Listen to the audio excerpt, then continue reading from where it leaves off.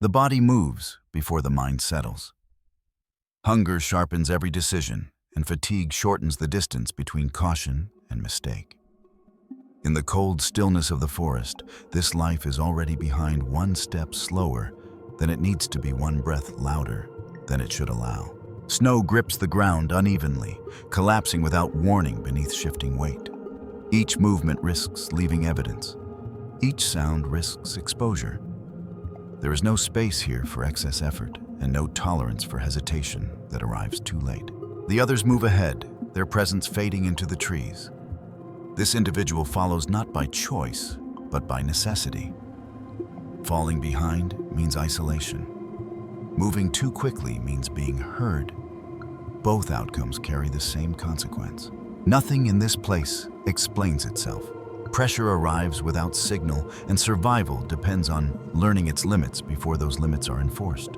Silence is not instinct yet, but it is about to become essential. This terrain offers no neutrality. Every feature imposes a cost that this body must absorb. The forest is dense, its floor uneven and unpredictable, forcing constant adjustment with each step. Snow lies in layered sheets, soft on the surface, hollow beneath, collapsing under weight and stealing balance without warning. For a larger, stronger body, these losses might be absorbed. For this one, they accumulate quickly. Cold tightens the muscles and slows recovery. Energy drains faster than it can be replaced. Food is not absent, but it is rarely accessible. Prey moves with precision, stopping, often listening more than watching. Sound reaches them long before shape does. A single misplaced step can end a pursuit before it begins. Wind complicates everything. It shifts direction abruptly, carrying scent and noise in ways that cannot be predicted. At times, it protects dispersing presence. At other moments, it betrays, delivering evidence directly to those it should not reach. This body must constantly adjust to conditions it cannot control. Distance is another pressure. To remain with the group requires endurance. To hunt requires surplus energy that rarely exists. Falling behind reduces access to food. Keeping pace increases fatigue and the risk of error. There is no optimal choice, only trade-offs. This environment does not challenge all lives equally. It magnifies weakness and compresses margins. What might be survivable elsewhere becomes dangerous here. For this individual, every element, snow-cold wind, prey behavior, acts as a filter, narrowing the range of actions that do not lead to immediate consequence. The world does not exist as scenery. It exists as resistance, and each hour spent within it brings this life closer to a boundary it has not yet learned how to cross without being detected. This individual is young, but no longer sheltered. Growth has extended the body without fully preparing it for endurance. Limbs are long and responsive, capable of quick acceleration, but strength fades faster than it should. Muscle mass has not yet stabilized. Recovery after exertion takes longer than the environment allows. Experience is limited. Many movements are still guided by reaction rather than anticipation. Balance is learned through correction instead of prediction. When the ground gives way unexpectedly, the body compensates, but often after sound has already been released. Breath follows effort too closely, arriving sharp and audible at moments when stillness is required. Within the group, this life holds no priority. Access to food comes late, if at all. Position during movement is rarely central. When spacing widens, it widens around this individual first. These patterns are not enforced deliberately. They emerge from efficiency. The group adjusts to what preserves the highest chance of collective success. Biologically, this stage is unstable. Energy demands remain high, while intake is inconsistent. Fat reserves are minimal. Minor injuries carry greater consequence because healing draws from limited resources. A slight imbalance alters gait. A delayed reaction alters timing. Small deviations become persistent problems. Reproductive value is future-oriented, not immediate. Survival at this point determines whether contribution ever occurs. Failure removes potential without affecting the present structure of the group. The system does not compensate for that loss. What makes this individual especially vulnerable is not weakness alone, but inefficiency under pressure. Sound accompanies effort more often than it should. Snow shifts louder beneath misplaced steps. Breath escapes control when fatigue sets in. These are not flaws in isolation. They become liabilities only in this environment. There is no mechanism here for gradual adjustment. Tolerance is narrow. Adaptation must occur quickly or not at all. This life stands at a threshold where behavior must change faster than the body would prefer. Silence has not been mastered.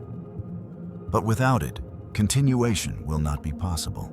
Movement begins before light fully reaches the forest floor.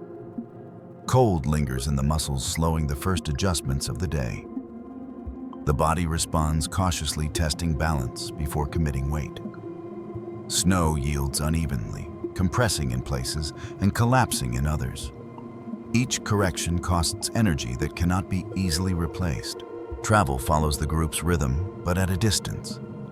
The pace is steady rather than fast, calibrated to minimize disturbance. Steps are placed where ground appears compacted, where previous passage has reduced resistance. The individual mirrors this pattern imperfectly, arriving moments later placing weight where stability has already been compromised. The difference is small, but it accumulates. Feeding opportunities are limited and brief. When prey is taken, access comes last. The individual waits, watching movement timing approach to avoid interference. Consumption is rapid and restrained. There is no excess to store. Hunger recedes temporarily, then returns with the same urgency. Rest occurs in short intervals. The body lowers into shallow depressions where wind is blocked and visibility reduced. Muscles do not fully relax. Ears remain active. Breathing is slowed, deliberately controlled to avoid sudden sound. Even in stillness, effort continues. Small successes punctuate the routine. A stretch of travel without misstep. An approach that closes distance without detection before conditions change. These moments sustain movement, but they do not restore reserves. They delay decline rather than reverse it. Fatigue becomes measurable. Recovery after exertion lengthens. Limbs feel heavier earlier in the day. Balance requires more frequent correction. Each adjustment increases the chance of noise snow, compressing sharply, breath escaping control. The body compensates by slowing, further trading speed for restraint. The group adapts around this inefficiency without acknowledgement. Spacing increases. Routes shift subtly to favor those who can maintain control with less effort. The individual follows within these changes, adjusting position rather than pace, remaining present but peripheral. Learning occurs through repetition. Certain surfaces are avoided. Certain movements are shortened or eliminated entirely. The body begins to anticipate collapse before it happens, withdrawing weight preemptively. These adaptations reduce disturbance, but they also limit range. Options narrow. Despite the strain, survival remains possible. The environment allows continuation under careful constraint. No direct threat forces immediate retreat. Pressure is present, but it has not yet escalated beyond tolerance. This routine establishes a fragile equilibrium. It depends on restraint timing and constant correction. Any deviation risks exposure. Any increase in demand risks failure. For now, the balance holds, not because conditions are favorable, but because adjustment has not yet reached its limit. The routine does not promise endurance. It merely permits continuation. And in this place, that distinction matters. Conditions shift without clear transition. Snowfall thickens overnight, adding weight to branches and filling shallow depressions that once offered predictable footing. What had been manageable becomes unstable. Each step now carries uncertainty, and uncertainty demands caution that slows movement further. Temperature fluctuates erratically. Brief periods of thaw soften the surface, followed by rapid freezes that harden it into uneven crust. Beneath this layer, hollow pockets form. When weight breaks through collapse, happens suddenly, producing sharp compression sounds that travel farther than expected. The body learns to hesitate before committing, but hesitation itself costs time and energy. Wind becomes less reliable. Currents funnel through narrow corridors, changing direction without warning. At times, scent is carried away, granting momentary protection. At other times, it moves forward, exposing presence long before proximity is achieved. Adjustment becomes constant. Reading the air requires focus that drains already limited reserves. Prey behavior adapts in response. Movement patterns fragment.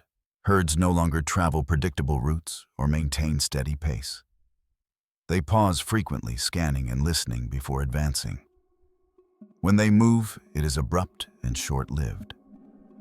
Opportunities appear briefly and vanish without engagement. The individual's daily range expands as a result. To remain with the group, distance traveled increases. To remain fed, attempts multiply. Neither strategy provides relief. Each additional kilometer compounds fatigue. Each failed approach leaves hunger unchanged. Missed meals accumulate. Fat reserves thin further. Muscles recover more slowly after exertion. Breath remains controlled at rest, but during movement, it becomes increasingly difficult to suppress. Small releases of sound escape more often, not because of carelessness, but because control requires strength that is fading. The group adjusts again, reducing time spent in any one area. Lingering increases detection risk.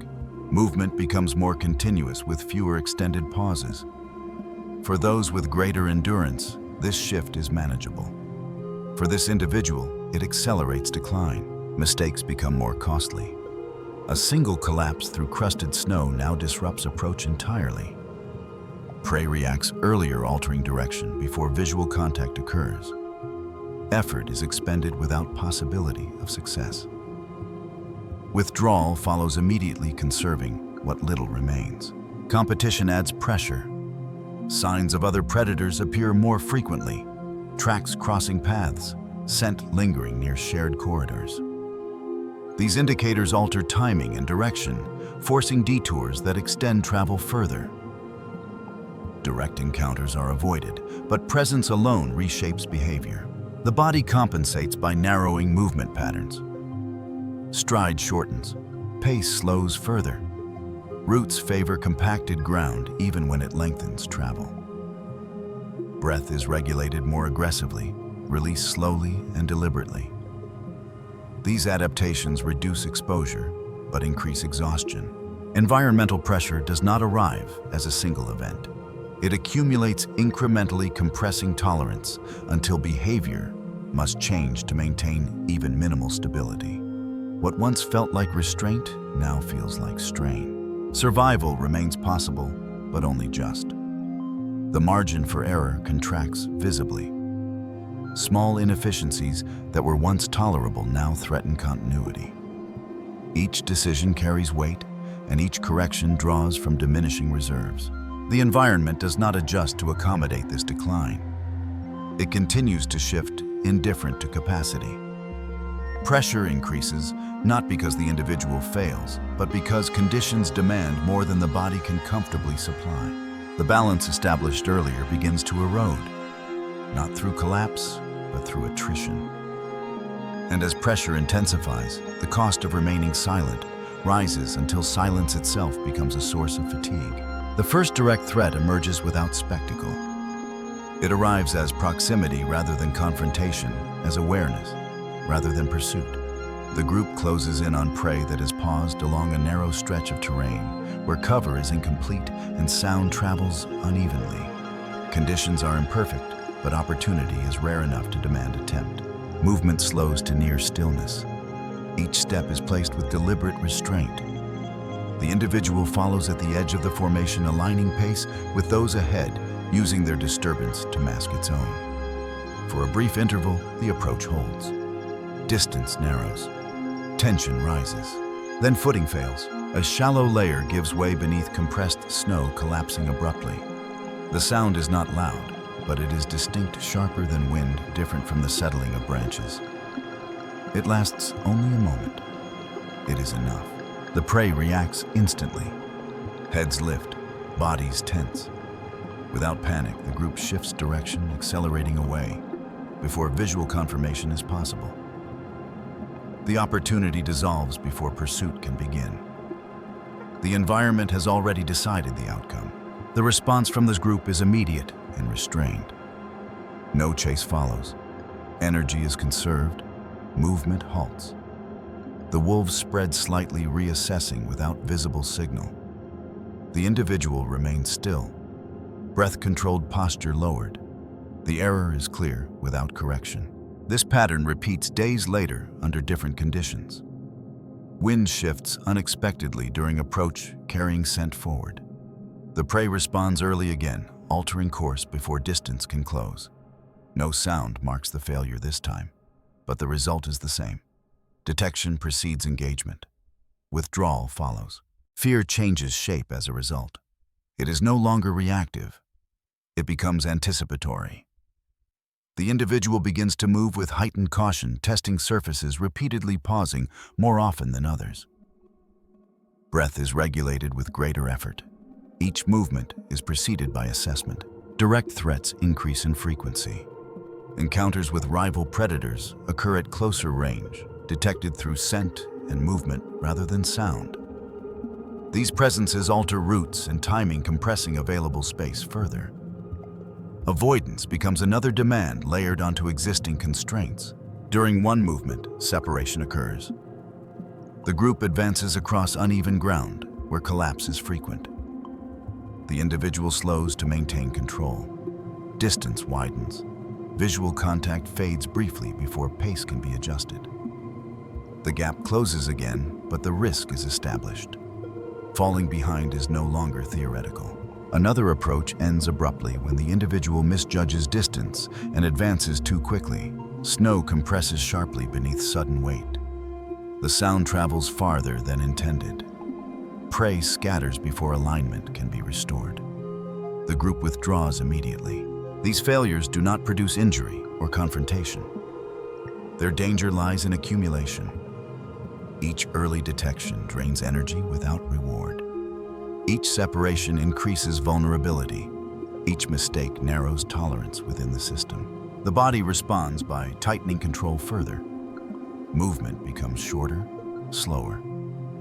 Pauses lengthen. The individual relies increasingly on following existing tracks, placing weight precisely where others have already compressed snow. This reduces noise, but limits options. Flexibility diminishes. Fatigue intensifies under this strain. Maintaining silence requires continuous muscular engagement. Tremor threatens whenever effort relaxes. Recovery after exertion lengthens further. Breath control becomes a constant task rather than an automatic process. The group adapts again, widening spacing and reducing reliance on coordinated movement. Each individual minimizes its own disturbance, accepting reduced cohesion in exchange for reduced risk. For the individual at the margin, this shift offers concealment but increases isolation. The first direct threats are not defined by injury or loss. They are defined by exposure. The environment responds to presence before contact occurs. Detection replaces confrontation. The system favors avoidance over endurance. For this life, the implication is clear. Survival will not depend on responding to danger once it arrives. It will depend on preventing detection altogether. Silence is no longer optional. It is a requirement that tightens with every step. Fear does not manifest as panic. It appears as constraint. Movement narrows. Options disappear. The individual learns that threat is not always visible or immediate. Often it arrives as consequence, quiet, efficient, and irreversible. Failure becomes pattern rather than interruption. Each attempt begins with restraint and ends with the same outcome: early detection, immediate withdrawal, energy spent without return. The body absorbs these losses gradually, not through collapse, but through erosion. Movement grows heavier. Muscles respond a fraction later than before. Balance requires constant correction. Where the ground once signaled instability early enough to adjust it, now gives way more often before compensation can occur. Each correction produces a subtle compression of snow. Each compression, a potential signal. A minor injury appears during one prolonged movement. It is not dramatic, no tear, no visible damage, but a strain that alters gait slightly. The shift is small enough to go unnoticed at rest, but pronounced during travel. Weight favors one side. Contact with the ground becomes uneven. Sound accompanies effort more frequently. The individual adapts by shortening stride, further reducing lift, minimizing displacement. These adjustments reduce noise, but increase fatigue. Muscles remain engaged continuously to stabilize movement. Tremor threatens whenever tension relaxes. Silence now requires active maintenance. Hunting attempts continue despite decline. Hunger allows little alternative. Approaches grow longer and slower, closing distance incrementally only to fail at the threshold of engagement. Prey reacts sooner, responding to subtle cues that cannot be isolated or corrected. Withdrawal follows without pursuit. The pattern repeats. Decision-making degrades under fatigue. Timing falters. Pauses lengthen excessively or end too abruptly. Once the individual advances a moment too early before alignment has been established. Snow collapses sharply. The sound travels. The opportunity disappears instantly. The cost is immediate and absolute.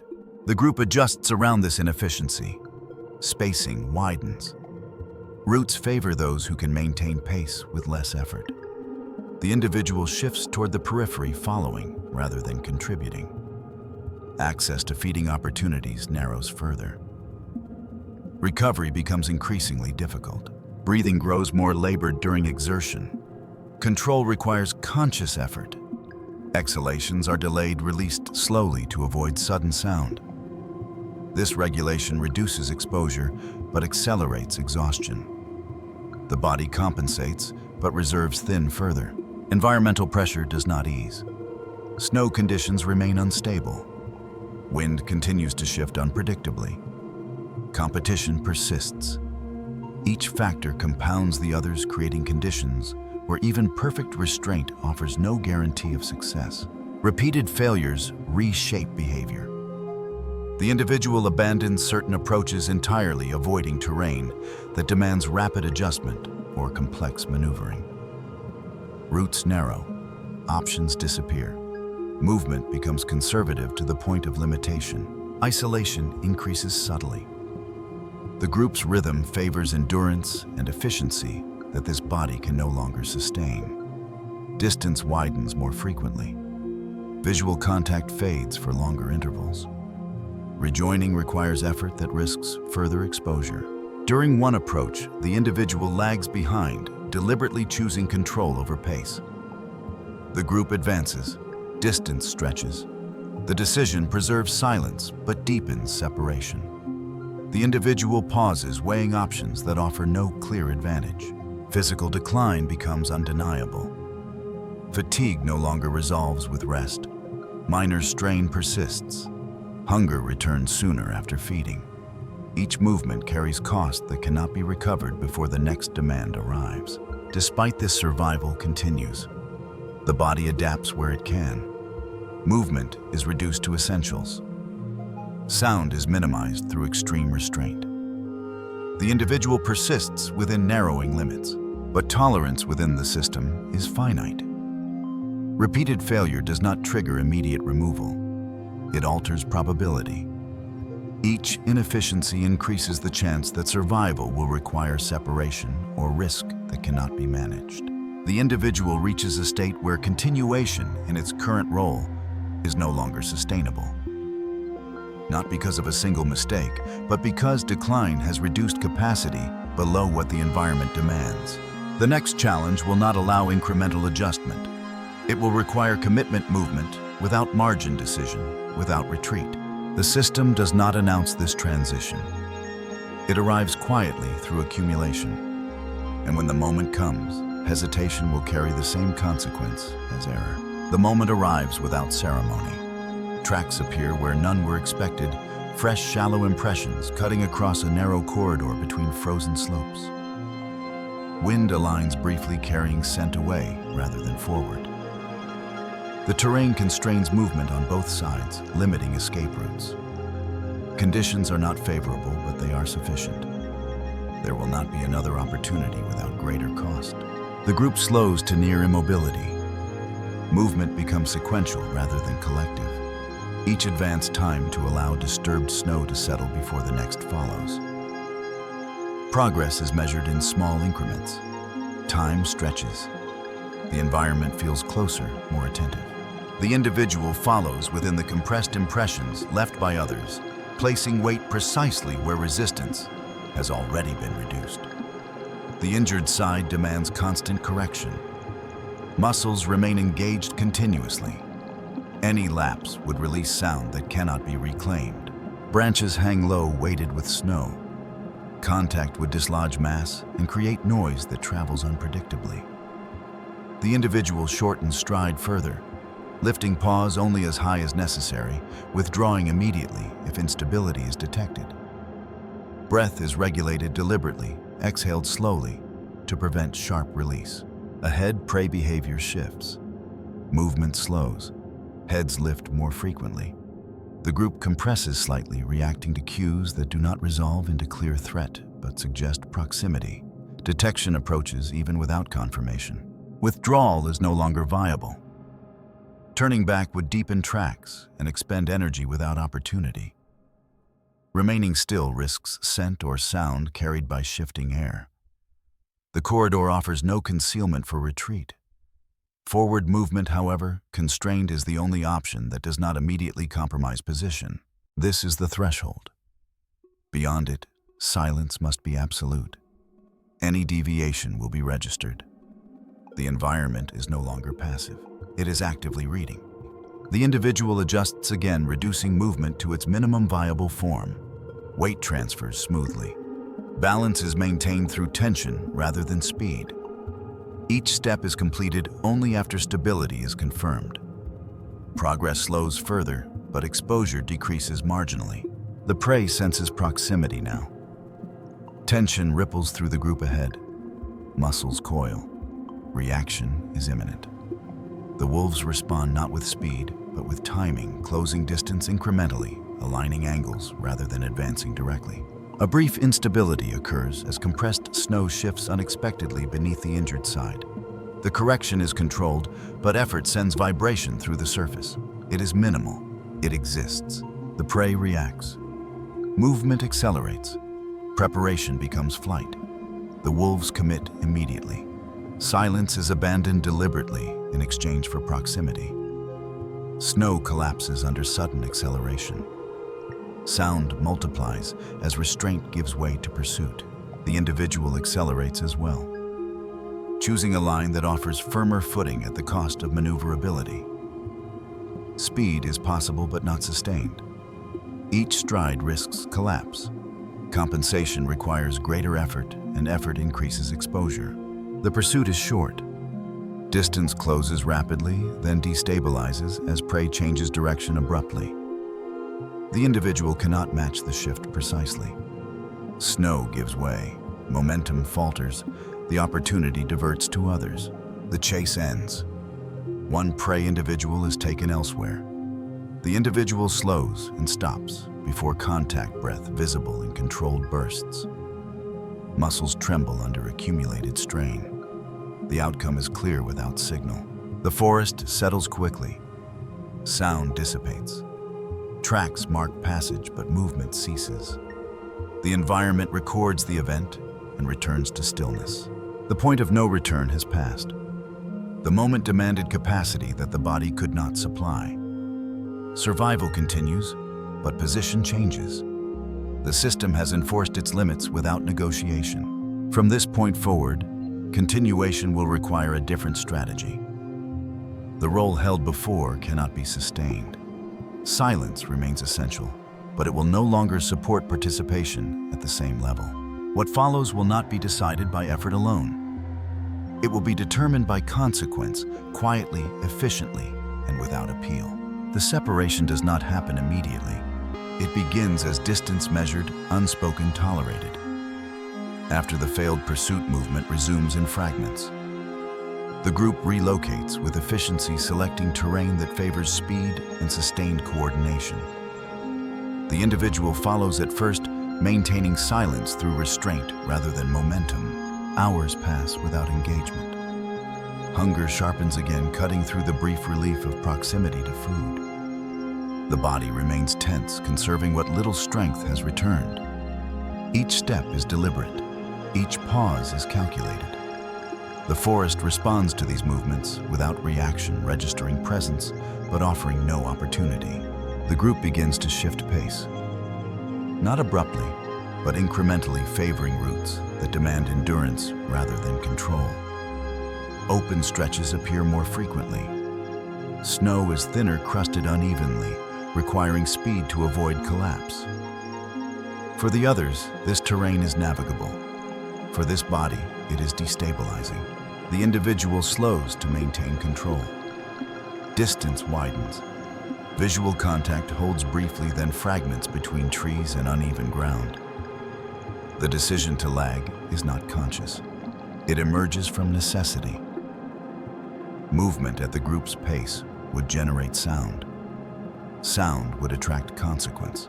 When contact breaks fully, it does so without signal. The forest absorbs the change. No sound marks the moment. No movement acknowledges it. The individual pauses, listening for cues that do not arrive. The others are already beyond range. Alone, the environment changes character. Silence becomes heavier, less forgiving. There is no shared disturbance to mask movement. Every step must now account for its own impact. The body adapts immediately, reducing travel further, favoring concealment over distance. Hunger accelerates. Without coordinated hunting, opportunity diminishes sharply. Prey encounters are rare and fleeting. Approaches must be abandoned early, often, before alignment is possible. Energy expenditure yields little return. Cold intensifies its effect. Without shared movement to generate heat, muscles stiffen more quickly. Recovery slows further. The minor injury persists, altering balance and increasing risk. Each misstep threatens collapse and sound. The decisive event unfolds over time rather than instant. It is defined by attrition, by the narrowing of viable choices. Eventually, movement becomes unavoidable. The individual must cross a shallow ravine where prey has passed recently. Tracks are visible. The wind is inconsistent. The terrain offers minimal cover. The approach is cautious to the point of immobility. Each step is tested, withdrawn, replaced. Progress slows to near stillness. Hunger presses, urging commitment. The environment offers no assurance. The prey appears briefly ahead, partially obscured by terrain. Distance is close enough to tempt engagement, far enough to punish error. The individual advances, incrementally aligning body and breath to minimize disturbance. Silence is maintained through extreme restraint. A shift in wind carries scent forward unexpectedly.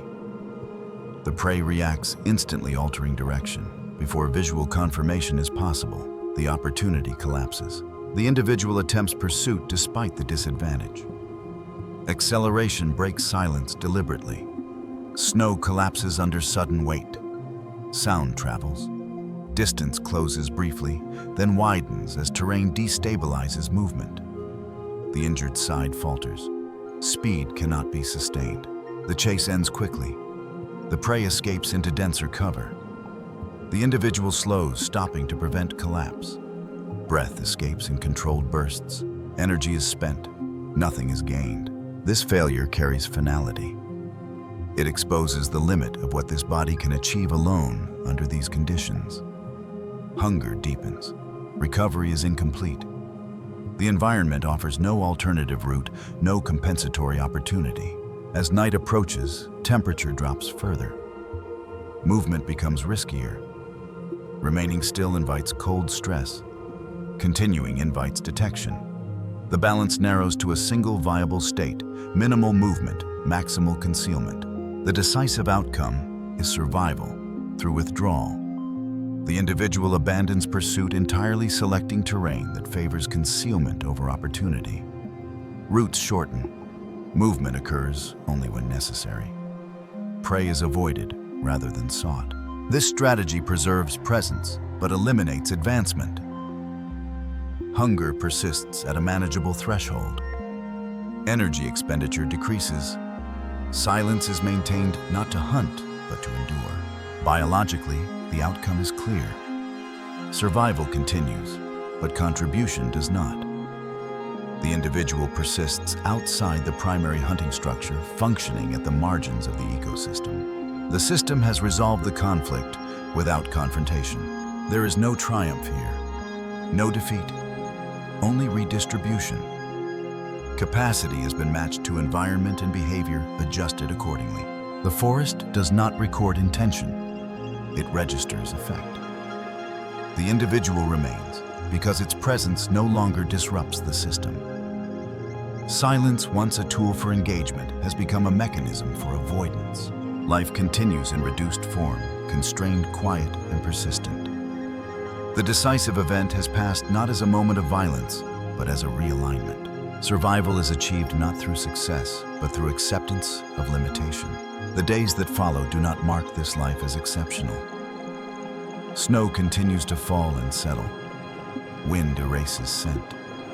Tracks soften and disappear. The forest shows no sign that adjustment has occurred. The individual remains present by reducing its impact. Movement is limited to necessity. Routes favor concealment over access. Hunting is no longer central to survival. Avoidance is. Energy is conserved through stillness rather than acquisition. Hunger stabilizes at a level that can be endured. Biologically, this outcome carries consequence. Contribution to the group's success has ended. Coordination no longer includes this life. Genetic potential persists only if survival continues long enough for conditions to change. The system does not guarantee that opportunity. Elsewhere, others move through the same terrain with different capacities. Some hunt successfully through coordination. Others fail and are removed. The environment does not distinguish between them. It retains only what functions within its limits. Silence remains the defining trait. Not as communication, not as strategy for dominance, but as the condition under which presence is tolerated. Those who reduce disturbance persist longer than those who do not. This life does not alter the forest. It adapts to it. Survival here is not remembered, recorded, or rewarded. It is allowed to continue only while behavior aligns with what the environment will accept. The system endures, and within it life persists quietly, conditionally, and without recognition.